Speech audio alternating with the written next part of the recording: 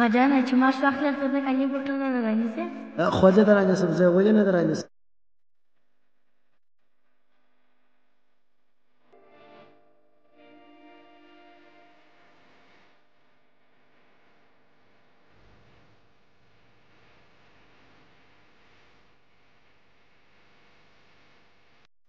هلکه ته دا کار پرېږده یو وارې دلته راشه. ښه په دواړو سترګو بلې تا ته معلومه ده چې کاروبار هم نشته، کارګر مې هم ډېر دی، د هر یوه معاشات هم ډېر دی، نو دا ستا معاشات چې دی د رښتیا چې سي پر ما غمیږي بالا. ته رخصتي وکړه بالا دا کار راپرېږده. خان صاحب دا څه وایه ما ستا سره 5 کاله کار کړی دی، که مې کومه غلطي کړې بخښه درڅه غواړم. روژه ده، اختر را روان دی، کوچنیان راپسې دي، نو که مې ته پسې واخلي چیرې به ولاړ شم، څه به وکړمه، څه شی به وکړمه.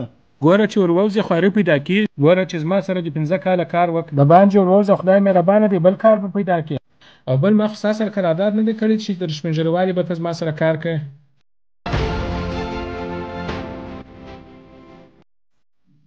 خان صاحب ما په دا 5 کاله ستا سره هېڅ بېایماني نه ده کړې، په ایمانداري مې کار در سره کړی دی، او ستا کار دا دی شکر دی روان دی. نو چې زه د دې ځای ولاړ شم چیرې به ولاړ شمه؟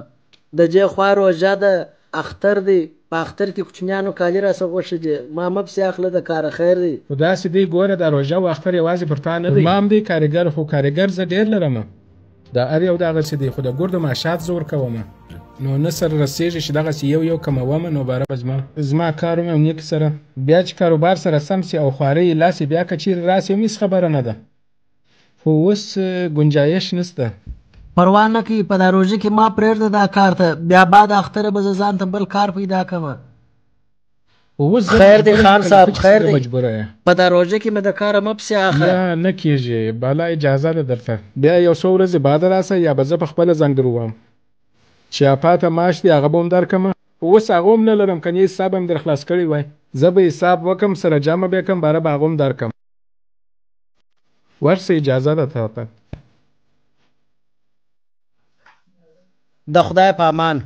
په مخه دې ښه، خو حاجي بده نه سې.